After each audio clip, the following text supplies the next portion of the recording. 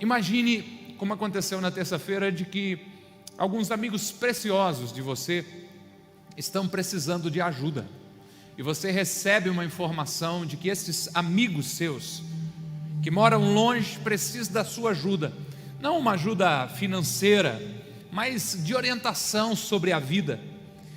Precisamos levar em consideração de que estes amigos são mais do que amigos, são como filhos do coração, filhos espirituais, que quando você visitou eles da última vez, você começou lá um ajuntamento, uma comunidade de fé, um lugar de comunhão, e eles precisam da sua ajuda agora, para que você tenha mais informações ainda, para ajudar você a decidir. No momento você não pode ir até lá, e lógico que você, como aconteceu terça-feira, está sem energia, sem dados móveis, lógico que sem internet, telégrafo, não sei se você sabe o que é isso também. Se você souber, significa que você é meu chegado na idade. A nossa certidão de nascimento também é amarelada já, né? Não tem telégrafo também, né? Não tem essas coisas, né? Como é que você entraria em contato com eles? Pode parecer estranho para alguns, mas em situações como essa, antigamente a gente costumava enviar cartas. Não sei se você sabe o que é isso.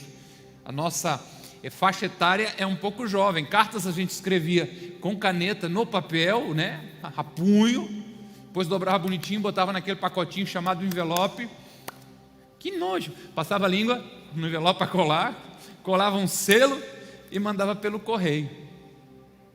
Se você tivesse que fazer isso, você entenderia a partir do nosso ponto de partida dessa noite, porque nós vamos pegar uma carta que um homem chamado Paulo escreveu para uns amigos seus, mas precisamente ele escreveu uma carta para uma cidade chamada Corinto. Nós vamos pegar uma parte da sua segunda carta, então ele já tinha escrito uma primeira, e vamos trazer uma reflexão para a gente nessa noite, para nós pensarmos um pouco hoje. Encontraremos num trecho desta carta que eu escolhi, reflexão para que a gente venha corrigir a nossa visão e venha refletir sobre esse tema que já está aqui aparecendo para você, Visão Perfeita 2020. Eu explico com detalhes ao longo da nossa jornada, mas seja muito bem-vindo a esse tempo juntos. Você que está em casa, eu peço alguns minutos, não mais de 25 minutos a partir de agora. Peço que você largue o celular, a não ser que seja para tomar nota, e se conecte totalmente para o que a gente vai conversar, descobrir e aplicar na nossa vida juntos. Então nós vamos ler um trecho, está aí na sua Bíblia, ligue ela, pegue ela, segunda carta que Paulo escreveu aos Coríntios, no capítulo 4, a partir do verso 7. Segunda carta, então você já entendeu, ele precisava mandar um recado para os seus amigos, recebeu umas notícias. Não dava para mandar um post, um direct, não dava para mandar um inbox, não dava para mandar um WhatsApp, não dava para fazer uma ligação, vai carta. Aqui está um pedaço da carta que Paulo mandou para aqueles filhos do coração, filhos espirituais seus. Achou? 2 Coríntios 4, 7 diz, o escrito, a carta que Paulo mandou para os seus filhos espirituais: mas temos este tesouro em vasos de barro, para mostrar que o poder que a tudo excede provém de Deus e não de nós. De todos os lados somos pressionados, mas não desanimados, ficamos perplexos, mas não desesperados, somos perseguidos, mas não abandonados, abatidos, mas não destruídos. Verso 10, trazendo sempre em nosso corpo o morrer de Jesus, para que a vida de Jesus também seja revelada em nosso corpo. Pois nós que estamos vivos, somos sempre entregues à morte por amor a Jesus, para que a sua vida também se manifeste em nosso corpo mortal, de sorte ou de modo que em nós atua a morte, mas em vocês a vida. Verso 13, está escrito, cri, por isto falei. Com este mesmo espírito de fé, nós também cremos e por isto falamos, porque sabemos que aquele que ressuscitou o Senhor Jesus Cristo dentre os mortos, também nos ressuscitará com Jesus e nos apresentará com vocês. Tudo isso é para o bem de vocês, para que a graça que está alcançando um número cada vez maior de pessoas faça com que transborde as ações de graças para a glória de Deus. 16. Por isso, não desanimamos, embora exteriormente estejamos a desgastar-nos, interiormente estamos sendo renovados dia após dia, pois os nossos sofrimentos leves e momentâneos estão produzindo para nós uma glória eterna que pesa mais do que todos eles. E para fechar, 18, assim fixamos os olhos não naquilo que se vê, mas no que não se vê, pois o que se vê é transitório, mas o que não se vê é eterno. Nós entramos na semana que passou, na segunda metade de 2020, o ano 2020, e com certeza esse ano não está sendo para amadores. Estamos em uma pandemia, já fomos ameaçados por gafanhotos, enfrentamos um ciclone bomba, e tudo isso só estamos na metade do ano. A boa notícia é que até aqui o Senhor tem nos sustentado, até aqui o Senhor tem segurado a nossa mão, e isso nos alegra. 2020 dificilmente será um ano a ser esquecido. Agora é interessante que 2020 na oftalmologia significa visão normal, visão perfeita. Essa ideia é de um oftalmologista holandês chamado Herman Snellen. Em 1862 ele criou o que foi chamado de tabela de Snellen. Põe para nós, Elias, você já viu ela num consultório, que diz o seguinte, que a 20 pés, ou seja, 6 metros e um pouquinho, da Ângela até onde eu estou, se você enxergar essa linha de número 8, significa que a sua visão é 20-20, uma visão perfeita, uma visão normal, uma visão boa. Eu tenho certeza que quando iniciamos o dito cujo 2020, o ano da visão perfeita, tínhamos essa expectativa, uma expectativa de um ano poderoso, de um ano grandioso, de um ano que trouxesse avanços significativos para a nossa história. Agora, na perspectiva humana, está sendo um ano difícil, mas jamais perfeito. Pergunta que eu gostaria de nos fazer e procurar responder ela com a carta, com um trecho da carta que lemos é: como podemos melhorar a nossa visão? E vamos olhar para esse escrito do apóstolo Paulo, e juntos, você e eu, procurar receber deste texto encorajamento para as nossas vidas nesse tempo. Eu li e disse que era a carta de Paulo a uma cidade chamada Corinto, mas você pode entender que a carta de Paulo, sim, um apóstolo, mas direcionada a com ágape, a sua vida, a minha vida e a esse tempo. Que o Senhor traga clareza para a nossa visão, que o Senhor traga entendimento para a nossa mente, para que a sua visão melhore. Primeiro, reconheça a sua fragilidade e reconheça a sua essência. Nós somos especialistas em conhecer o outro. A gente só olha e já determina, é assim, assim, assim, assim. Uau, gente, nós somos fantásticos. Não é verdade, né? Só que não. Porque nós estamos convivendo conosco há muito tempo. Quanto tempo você está convivendo com você mesmo? Diz aí a sua idade. Bastante, né?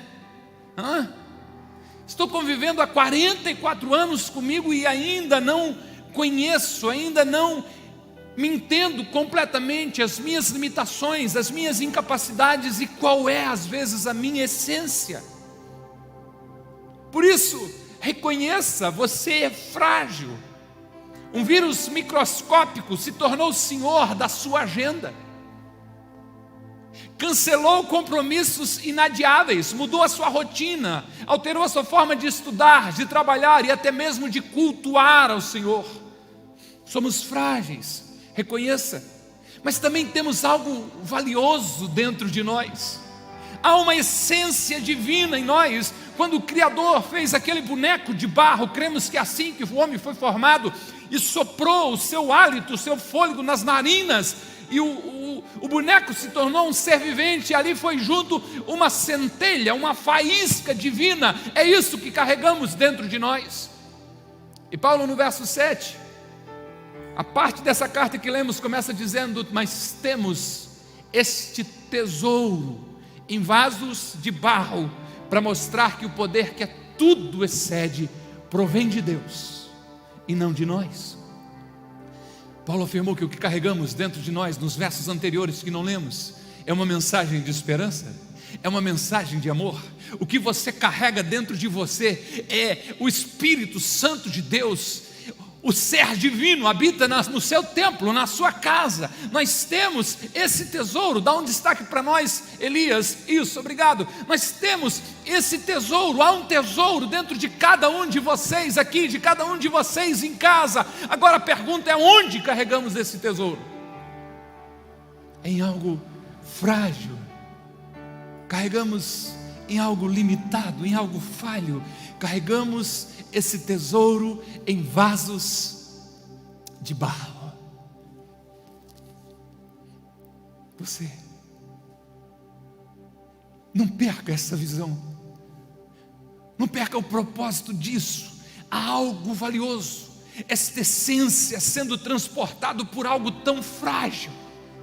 E Paulo deixa claro que isto provém de Deus, tem como objetivo mostrar que o poder que tudo, ou que a tudo excede, provém de Deus e não de nós. É um lembrete: você é frágil, mas o poder de Deus que age em você te dá força para atravessar os obstáculos. Possivelmente, se não fosse Deus, você não estaria resistindo, não estaria de pé, não estaria aqui sendo encorajado nessa noite, porque você é frágil, mas o poder de Deus que habita dentro de você é algo poderoso que te leva sempre a desejar a estar em um próximo nível.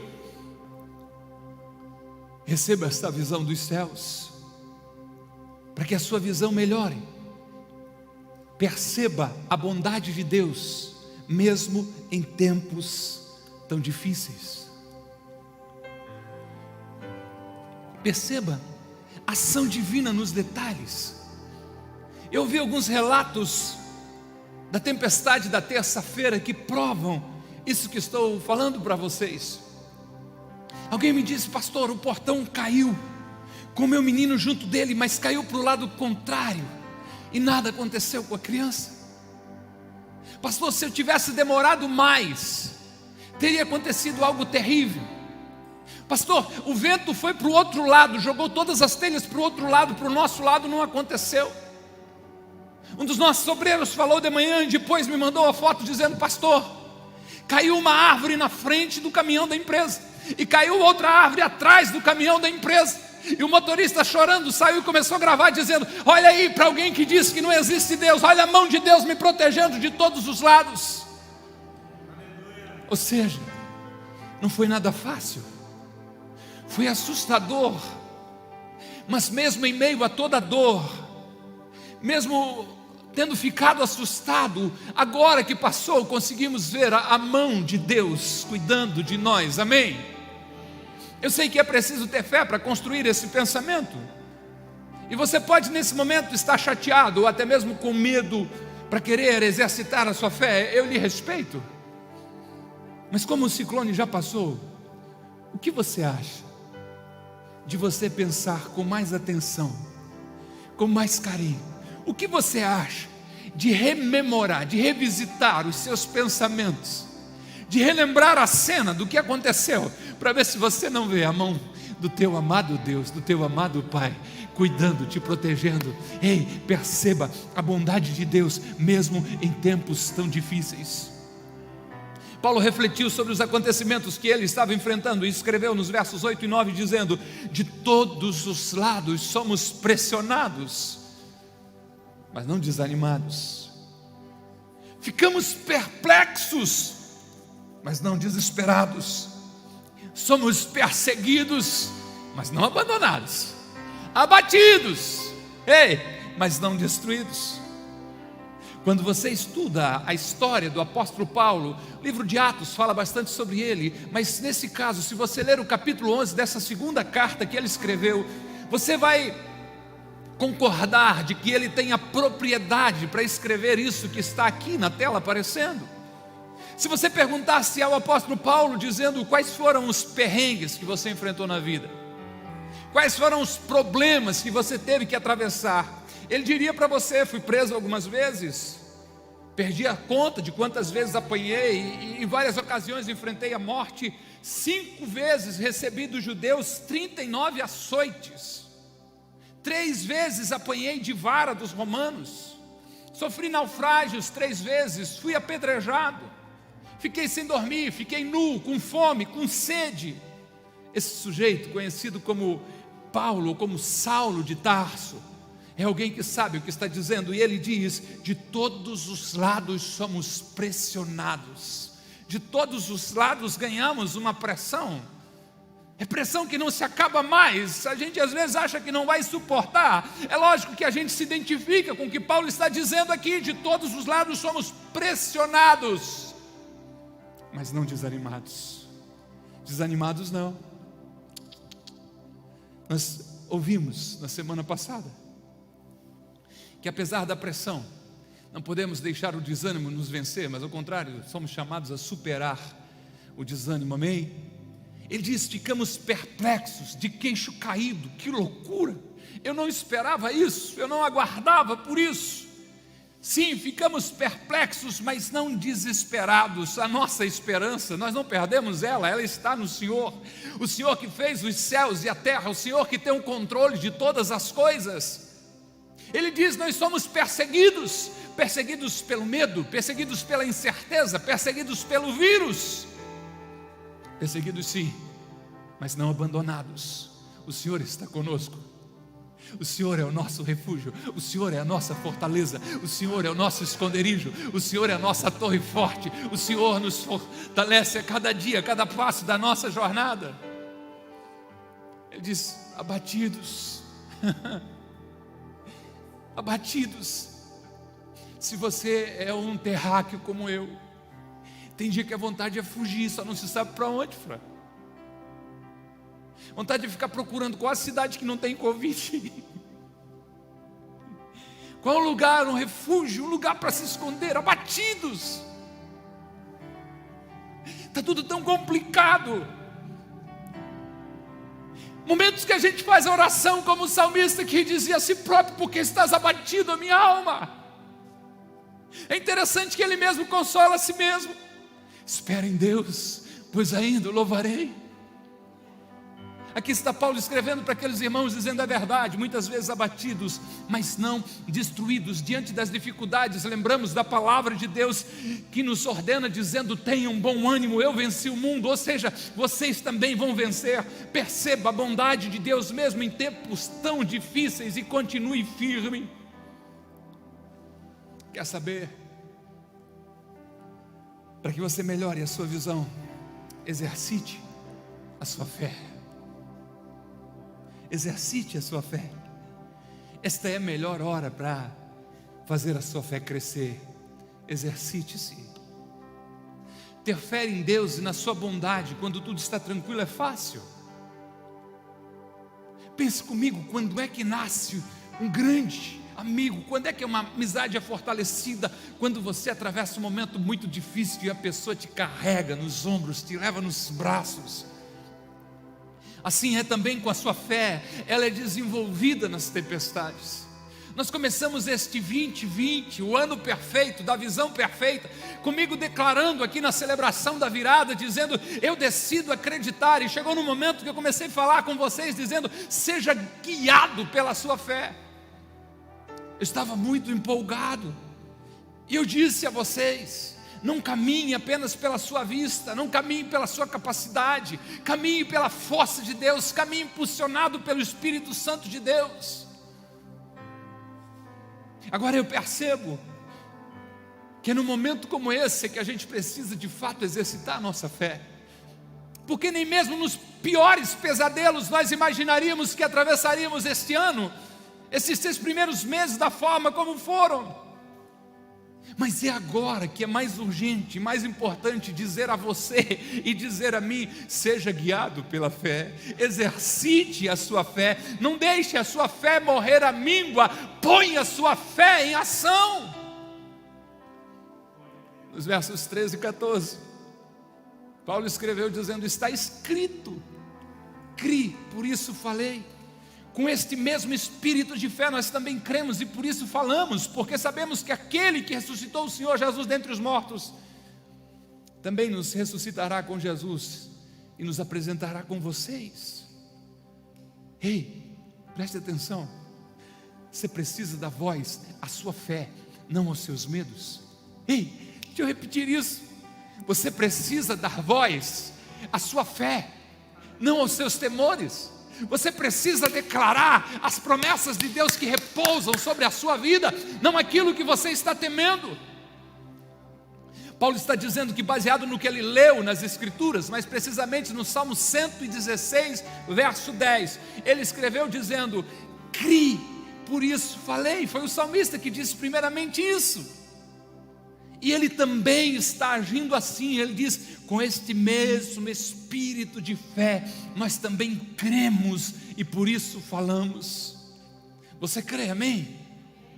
Então fale, exercite a sua fé, declare as promessas de Deus sobre a sua vida, elas são infalíveis.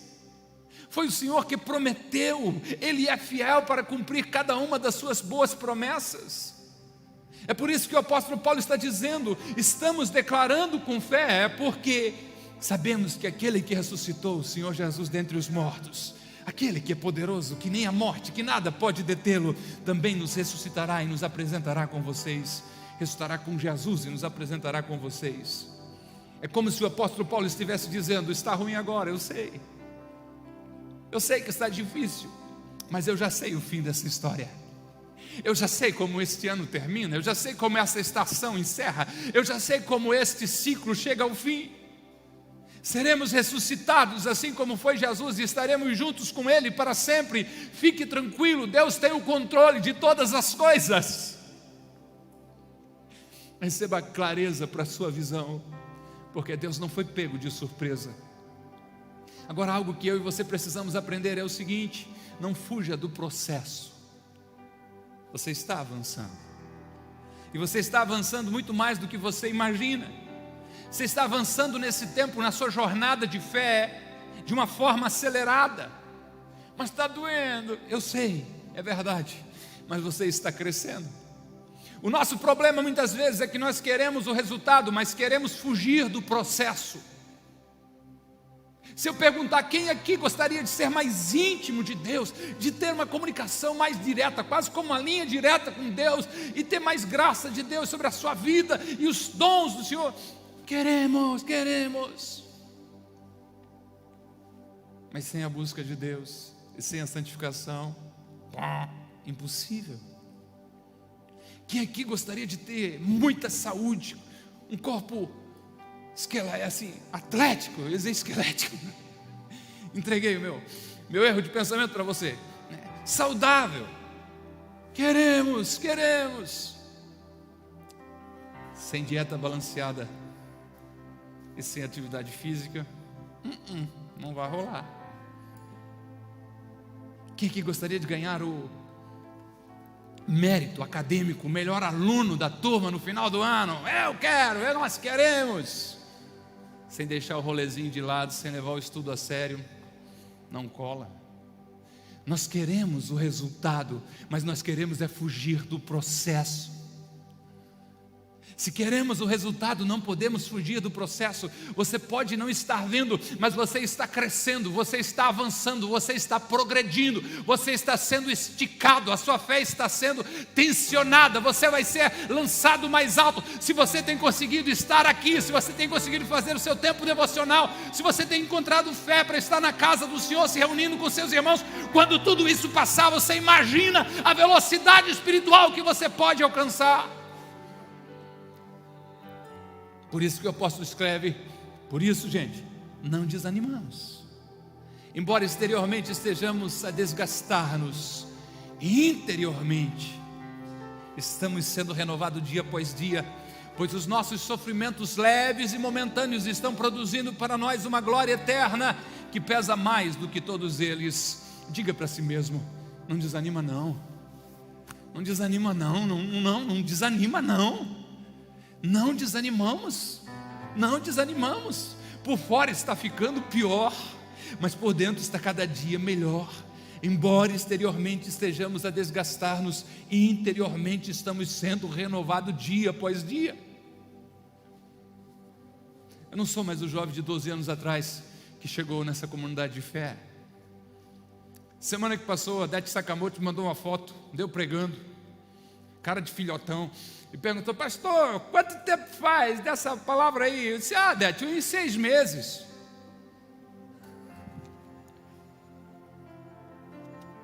Como cristão não mente. Ela: sério, pastor? Mas quanto tempo faz que a gente reformou a igreja? Senhor Dete, faz mais de 10 anos. Já não existe mais. Houve um desgaste, com certeza. O tempo foi passando, estamos nos desgastando.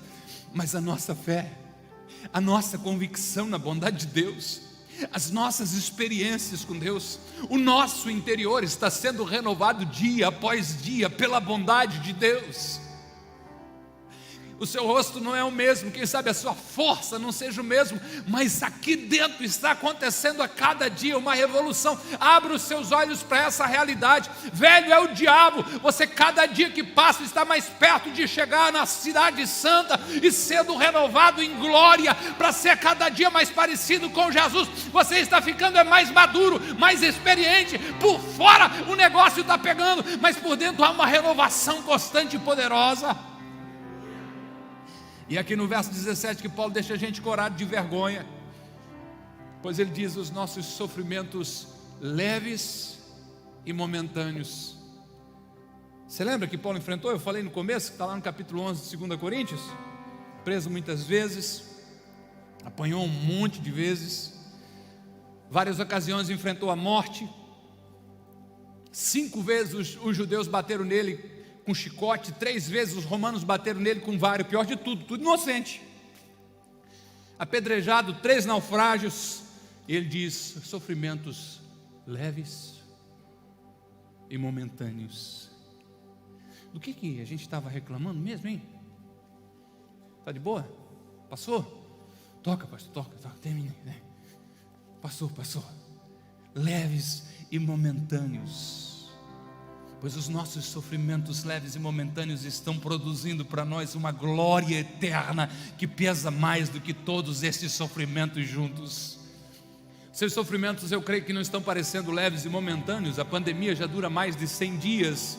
Mas quando comparado à coroa de glória que o justo juiz dará a você naquele dia, você começa a perceber de que é muito pouco pelo muito que lhe aguarda. O que estamos passando pode ser difícil, mas o que nos espera é muito maior. Os nossos sofrimentos ainda estão produzindo uma glória eterna, poderosa. Por isso não fuja do processo, porque você está cada dia avançando e se tornando mais parecido com Jesus.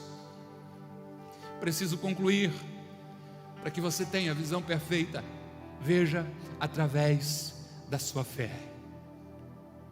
Veja através da sua fé.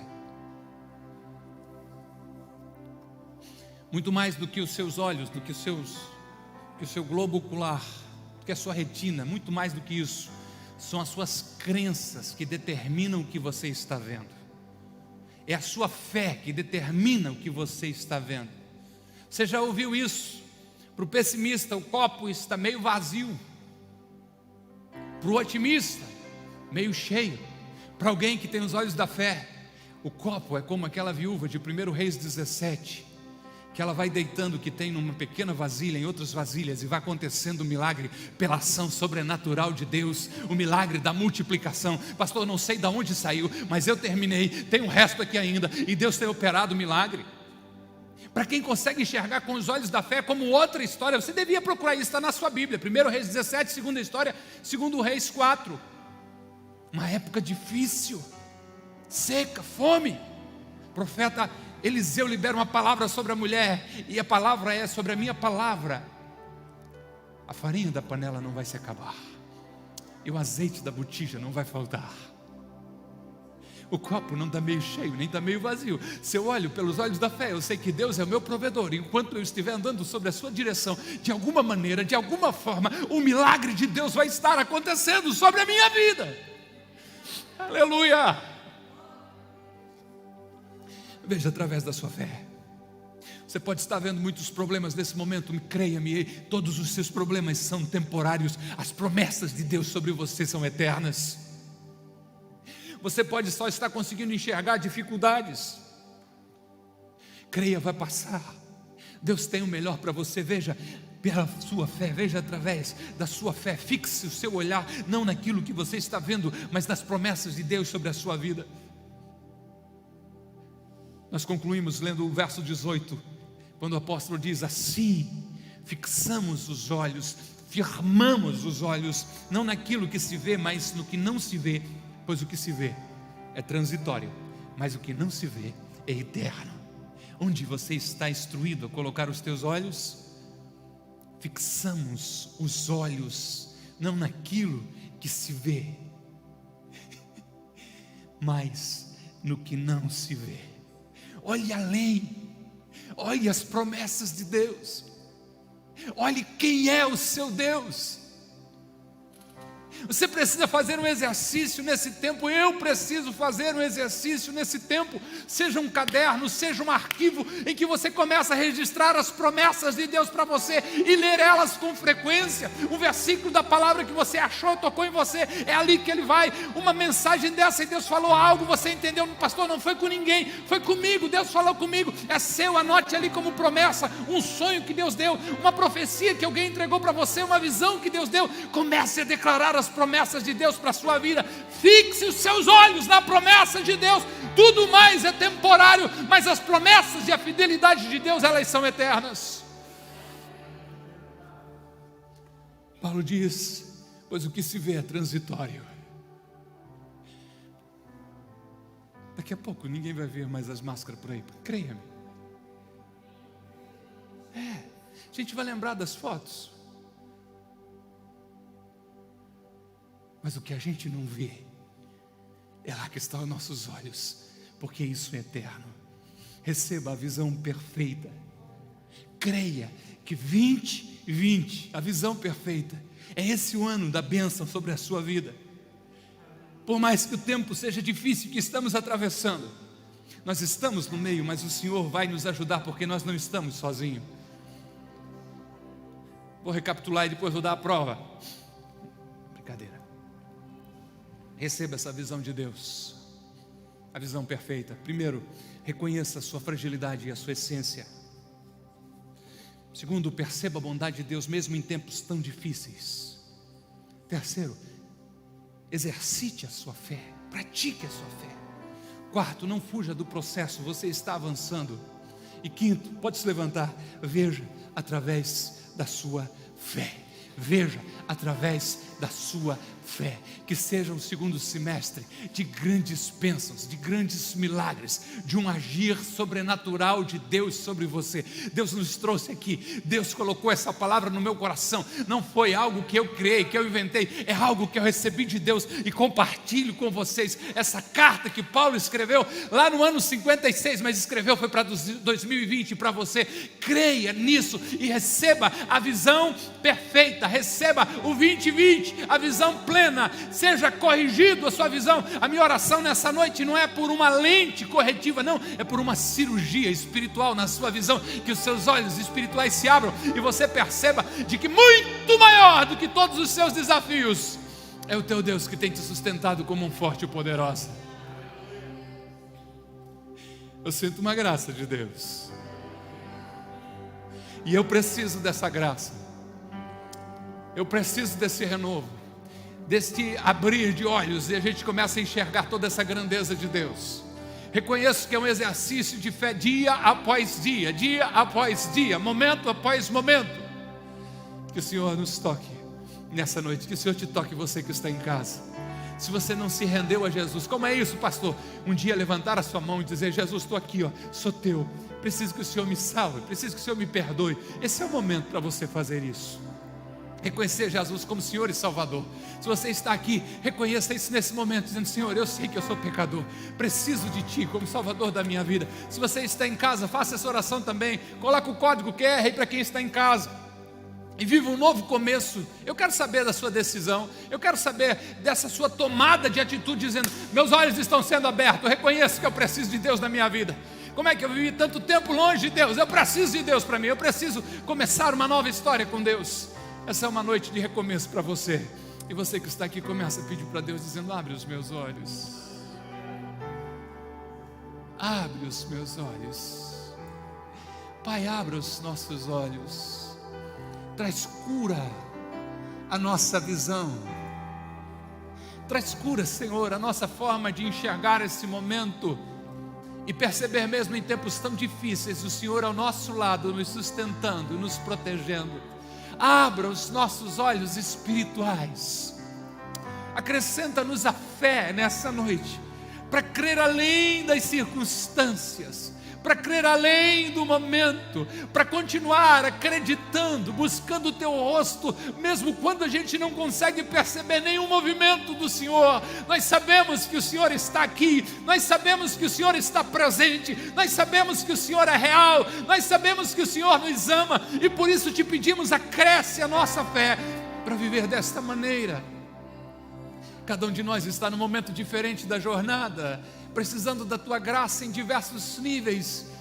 Acrescenta-nos a fé para dar um passo a mais essa semana, para ver a Tua mãozinha, Senhor, a Tua mãozona poderosa guiando a nossa vida, para ver a Tua bondade nos encontrando, o Teu amor nos envolvendo. Ajuda-nos, Senhor, ajuda-nos, Senhor, acrescenta-nos a fé, abre os nossos olhos, restaura a visão dos nossos olhos, para que a gente possa ver da maneira como o Senhor vê, e nos dê força enquanto atravessamos esta página da nossa história, e que ela fique marcada como um tempo de grande crescimento e de glorificação do Teu nome. Eu abençoo os meus irmãos